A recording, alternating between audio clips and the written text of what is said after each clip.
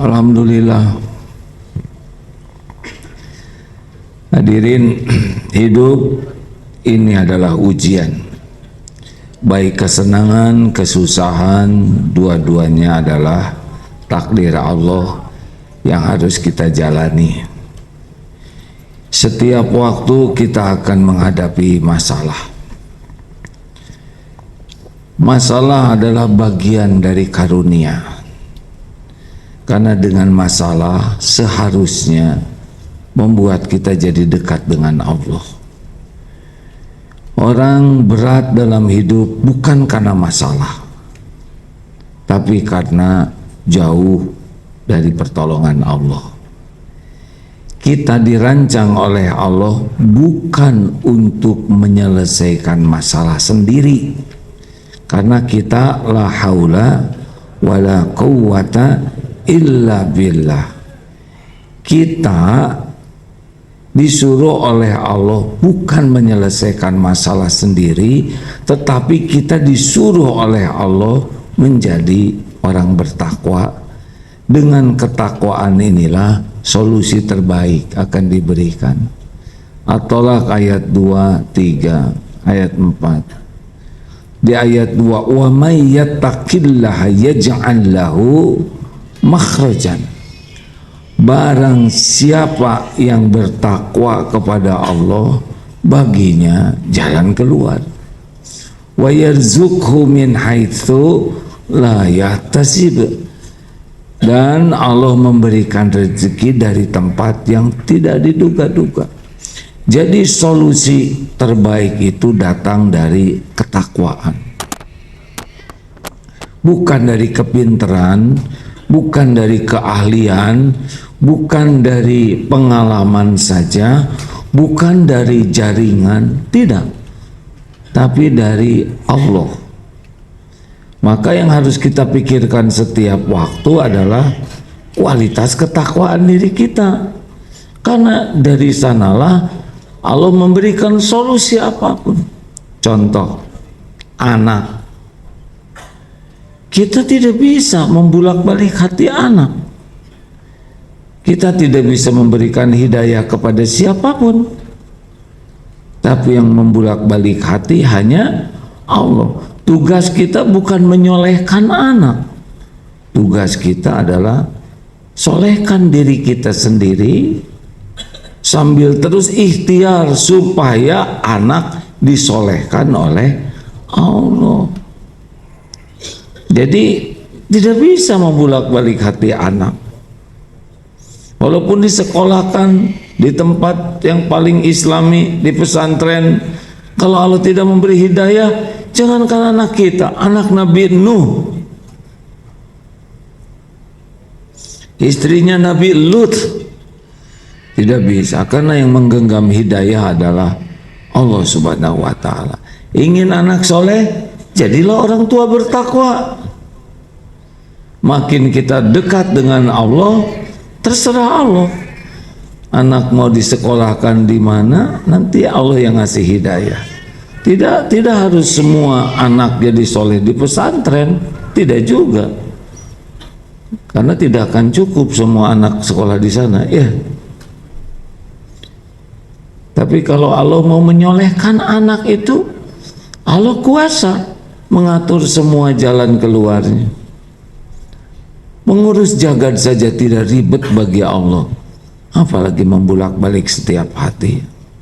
Seperti ibu cemburu ke suami, mau gimana bu? Mau diapain? Bu, cemburu tidak sama suami, yang pertama harus ada tidak suaminya, ya. Karena kalau belum ada, ya cemburu ke suami orang nambah masalahnya. Gak bisa, tidak bisa. Ibu membulak-balik hati suami, bagaimana? Tahu juga tidak hatinya di mana. Sama, suami ingin menyolehkan istri, gimana? Enggak apa-apa, tenang saja, paham. Relax, pengajian ini relax. Kalau HP bunyi tinggal dimatikan, kalau tidak mau mati sedekahkan, ya. Semuanya simple. Yang bikin tidak simple itu nafsu. Kalau sudah emosi, ribet. Jadi Bapak Ibu,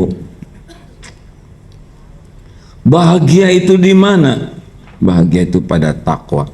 Apa sih ciri orang takwa? Sederhananya dua saja intinya, ya.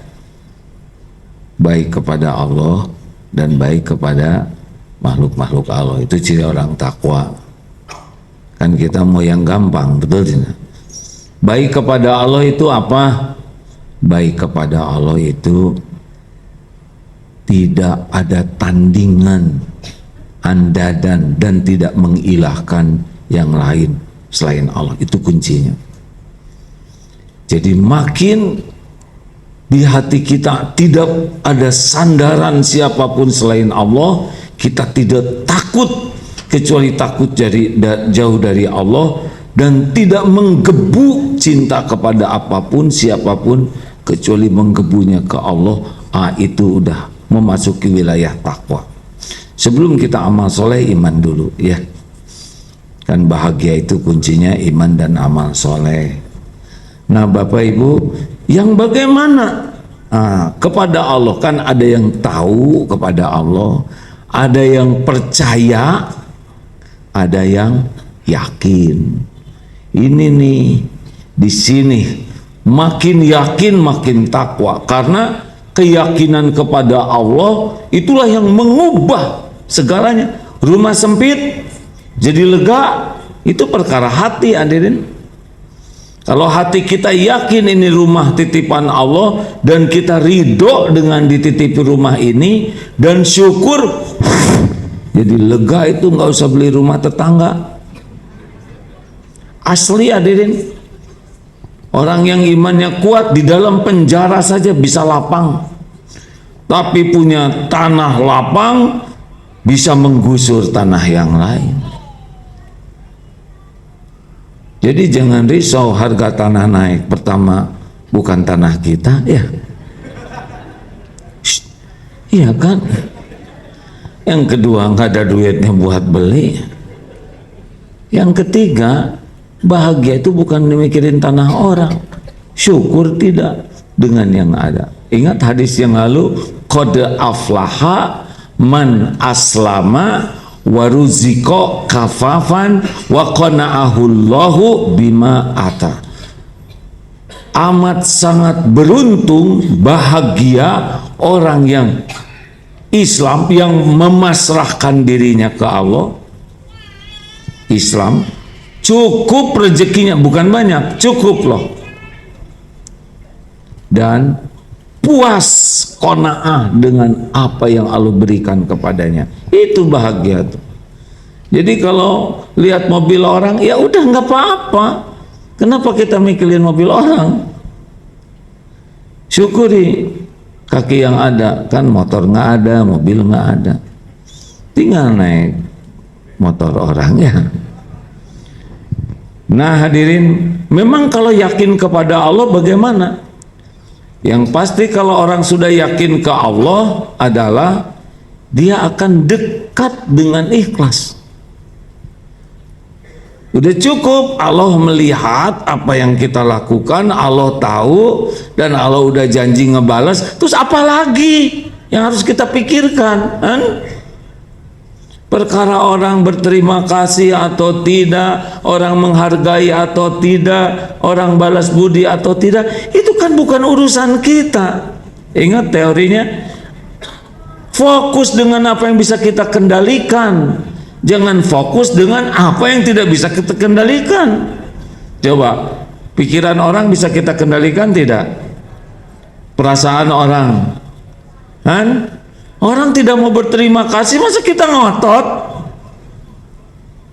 Orang tidak cinta ke kita, mau dipaksa, cinta loh ya, cinta kamu kepada saya, nggak bisa. Itu bukan wilayah kita.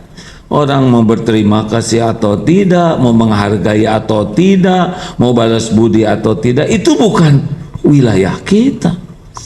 Fokus kita satu aja, amal kita diterima Allah, selesai. Mau ngapain lagi? Kita mikirin yang di luar kemampuan kita, betul? Fokus, ini Allah ngeliatin kita. Innallaha la yakhfa alaihi syai'un fil ardi wala fis sama. Ali Imran ayat 5. Sesungguhnya tidak ada yang tersembunyi bagi Allah di bumi maupun di langit. Nggak ada yang nggak kelihatan. Kayak sekarang ini Allah pasti lagi menatap kita. Pasti itu ya, keyakinan itu harus ada. Tidak ada yang tersembunyi. Innallaha la yakhfa alaihi syai'un fil ardi wala fis sama. Puas. Janji Allah, hal jazaul ihsan illal ihsan.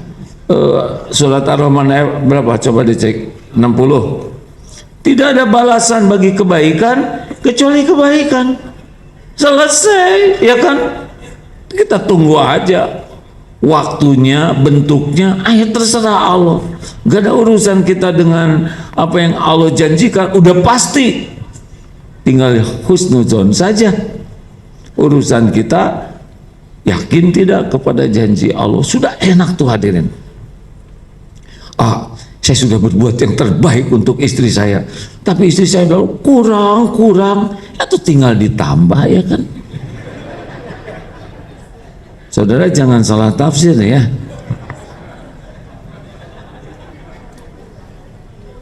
Saya nggak dihargai, nggak ada masalah, terus saja berbuat baik.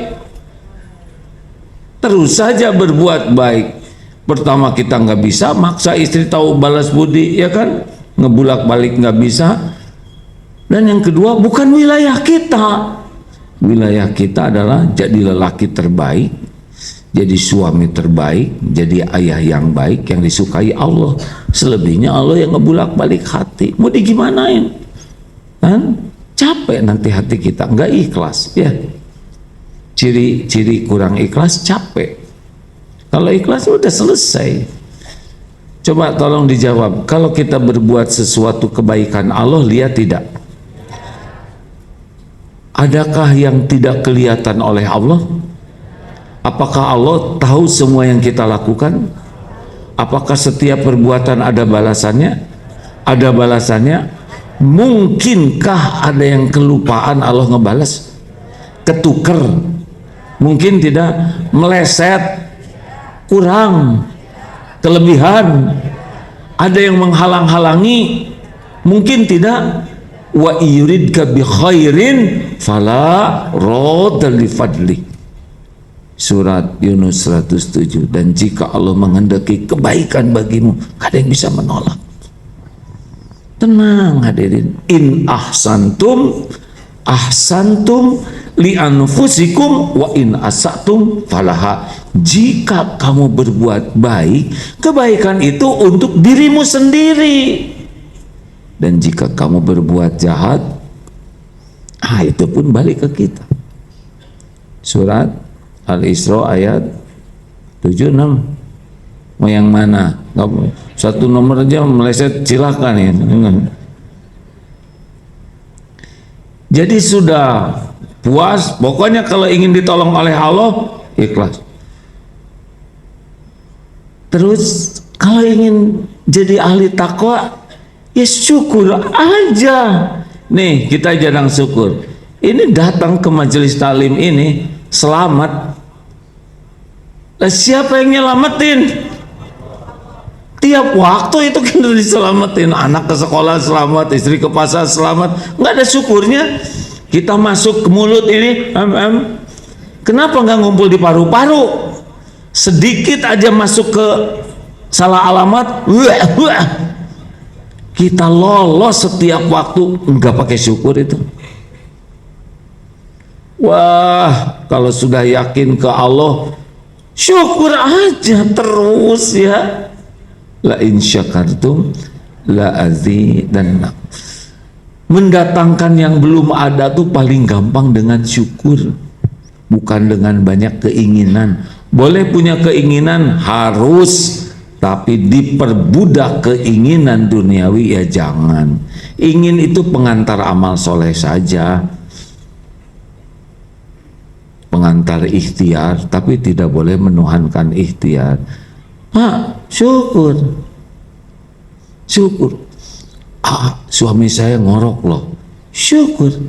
Satu, punya suami, ya. Dua, hidup. Karena kalau nggak ngorok, udah. Ini saya punya anak nyoret-nyoret tembok, berarti punya anak. Ya nggak mungkin mertua nyoret-nyoret tembok itu.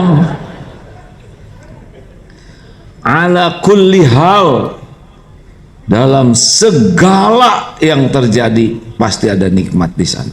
Dalam sakit, dalam fitnah, emang dalam kepahitan nikmat. Lah para nabi itu semuanya diuji oleh Allah. Apakah ujian para nabi itu untuk menghinakan nabi? Tidak, nambah kecemerlangannya. Betul tidak?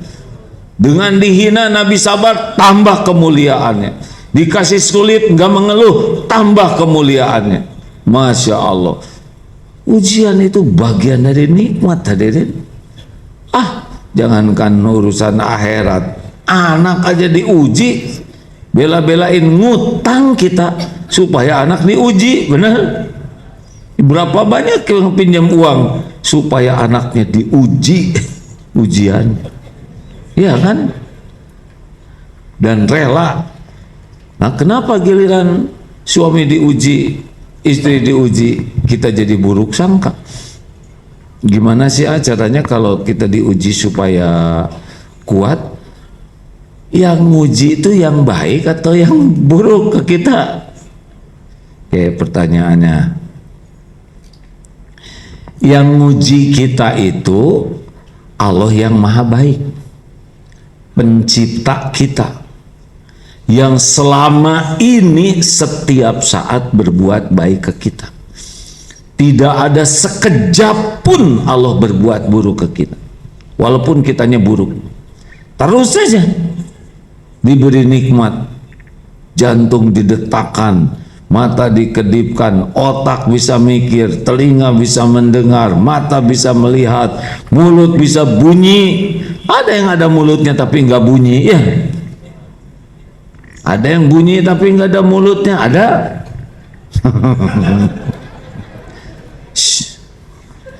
Ini serius, jangan kemana aja pikirannya.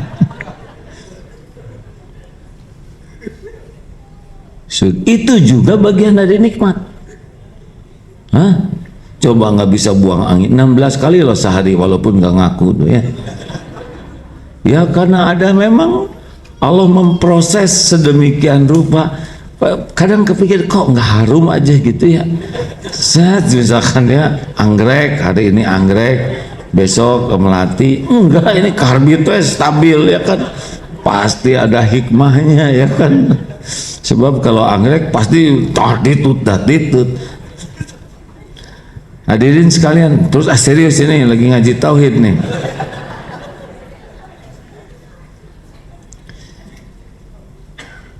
Salah satu ciri orang takwa adalah ridho dengan apapun yang Allah perintahkan, tidak ada komplain, dan ridho dengan apapun yang Allah takdirkan. Ini penting nih Pak.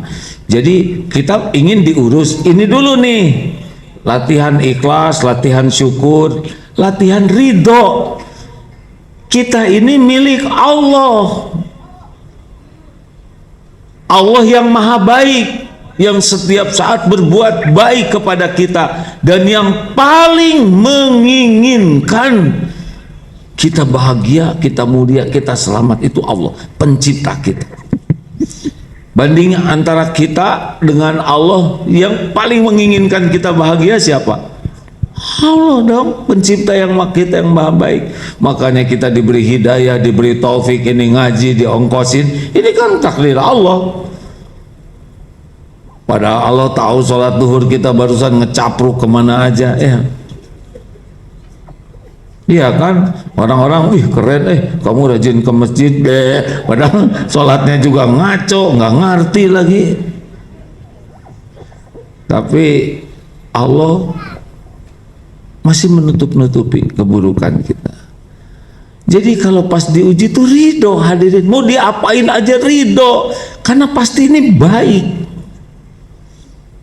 Apa aja Allah takdirkan bagi orang beriman, insya Allah itu adalah membawa kebaikan bagi kita, walaupun tidak cocok dengan keinginan kita.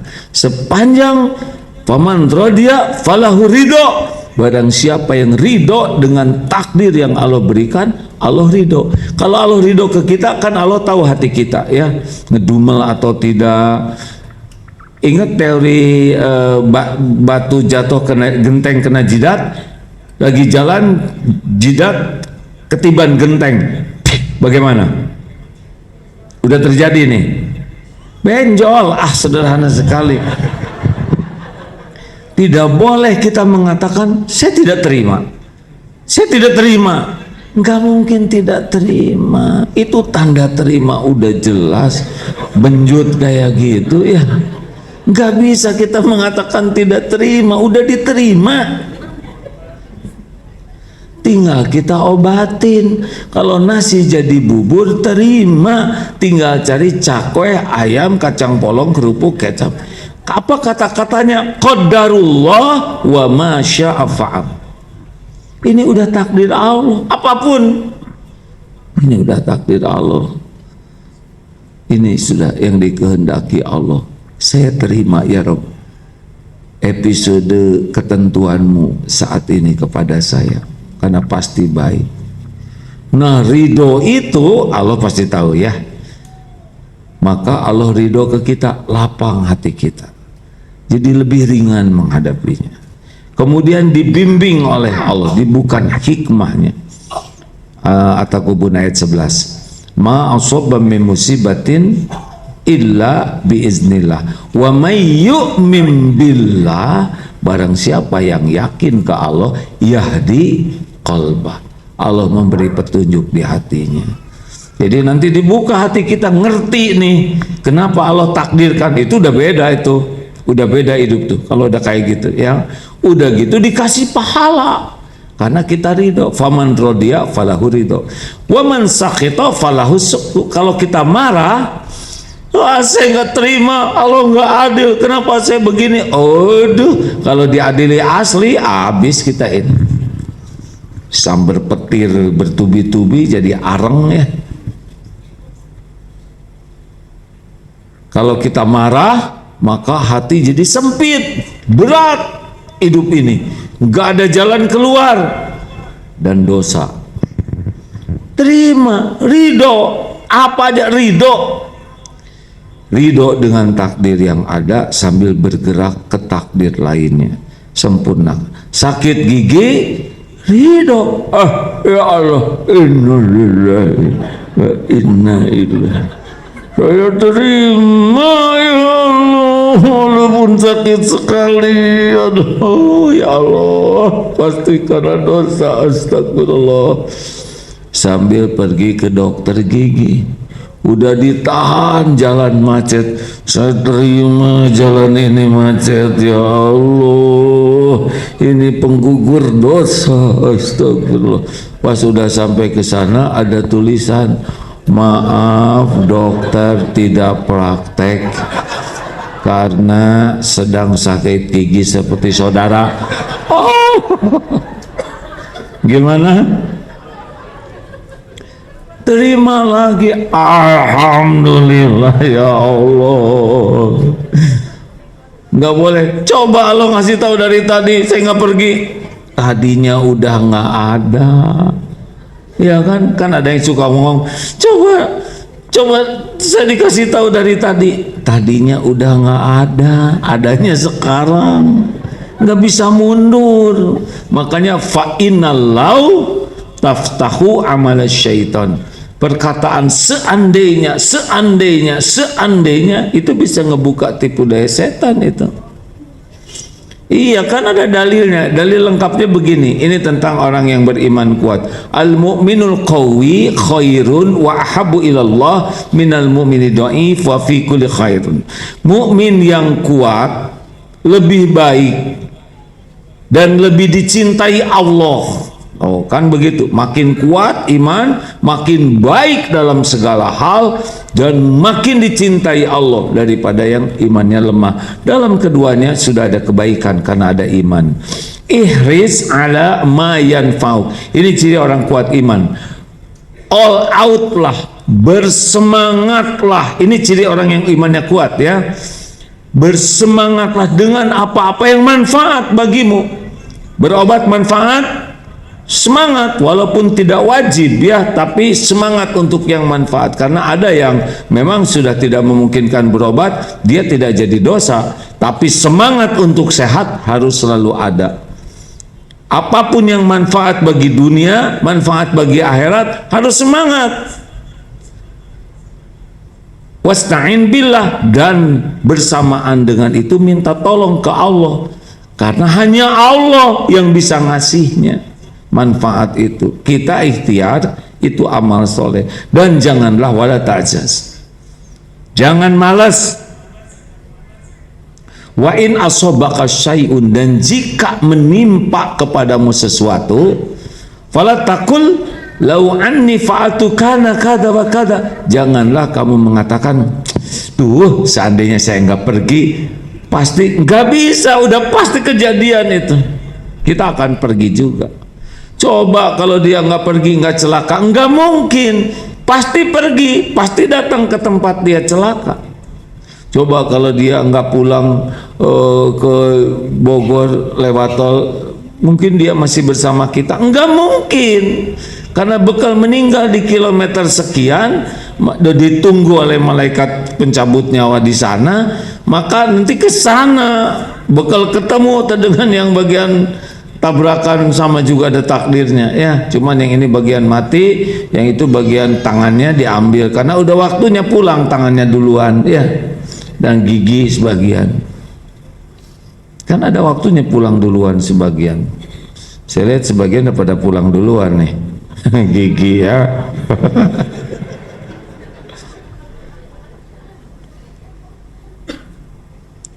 Begitu. Jadi kalau kita ingin ditolong oleh Allah, perbaiki dulu keyakinan kepada Allah. Jadi jangan hanya sibuk dengan ikhtiar tapi nggak yakin Allah yang bisa menolong. Nah, di antaranya ridho ke takdir ini adalah bagian yang disukai oleh Allah. Faman radiya falahu ridho. Barang siapa yang ridho ke takdir, Allah ridho. Misal ya ikhwan belum dapat jodoh, tenang hadirin, ikhwan, makanya saya tegesin ikhwan itu mewakili akhwat.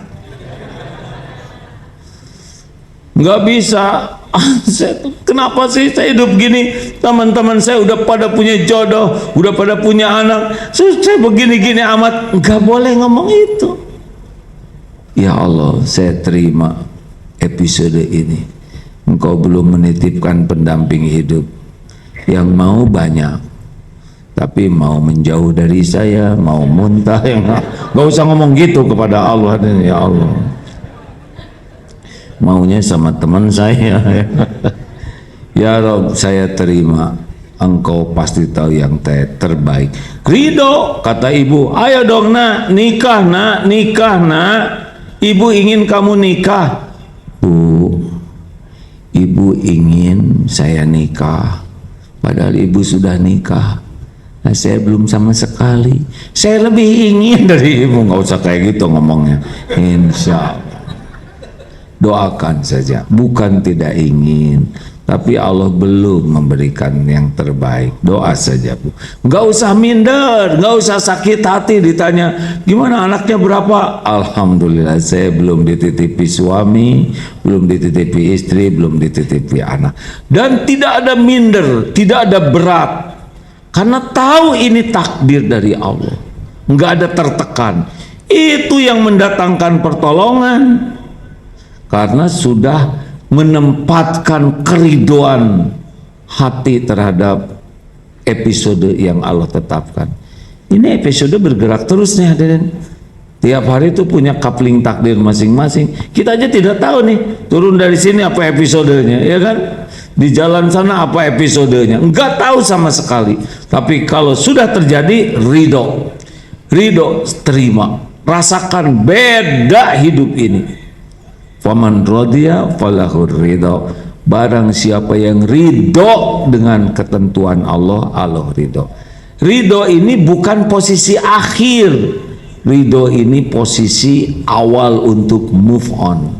Ingat, nasi jadi bubur, terima, dan nggak diterima juga ada jadi bubur, sambil cari cakwe, ayam, kacang polong, kucuk, kerupuk, kecap, gepuk, dan macam-macam lah, supaya jadi bubur ayam spesial. Nah, kajian kali ini ingin sekali memposisikan hati ridho dulu ke takdir Allah, ya, karena kalau nggak ridho macet kesananya. Penderitaan itu kalau tidak ridho. Kalau udah ridho, lega aja, dan nanti kelihatan jalan-jalan lainnya. Kenapa? Karena barang siapa yang ridho, Allah ridho. Barang siapa yang marah ke takdir, Allah juga murka. Nauzubillah. Tahu dirilah kita ini siapa? Kita ini hamba Allah. Betul tidak?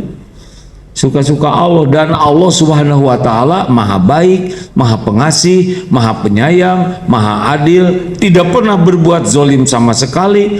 Selama ini aja kita dibaikin oleh Allah luar biasa. Nah, giliran Allah menimpakan, wa asa antakrahu syai'a wa huwa khairul lakum. Boleh jadi engkau tidak suka padahal baik menurut Allah bagimu.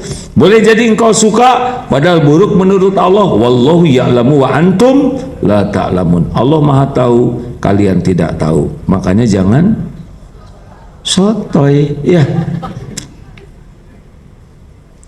Nah, ini bagian dari ketakwaan. Jadi takwa tidak cukup hanya sholat, saum, sedekah, tapi ini fondasinya nih, berbaik sangka tidak kepada Allah. Ana inda dzanni abdi bi, aku sesuai dengan prasangka hambaku. Ibu kapan berangkat umroh? Baru-baru umroh. Dicatat itu omongan itu, ya, bembeh kayak gitu, kok jadi kayak kambing. Tidak boleh mengembik begitu. Ibu kapan umroh? Insya Allah secepatnya. Lebih. Emang uangnya sudah ada? Allah pemilik rezeki. Umroh tidak harus selalu pakai uang, pakai pesawat, ya. Kalau Allah mengundang, berangkat itu, Pak. Apa Bapak pikir yang haji umroh itu syariatnya ngongkos sendiri? Tidak. Sebagian besar itu nggak pakai ongkos sendiri. Ini saya berani bicara begini karena suka survei. Yang secara syariat pakai uang membayar buat dirinya dikit. Dari satu bis itu paling nggak bisa dihitung banyak. Selebihnya diongkosi suaminya, ya. Kan begitu, ya, diongkosi orang tua, diongkosi mertua, diongkosi anak, diongkosi menantu, diongkosi kantor. Yang punya kantor nggak umroh, karyawannya umroh, diongkosi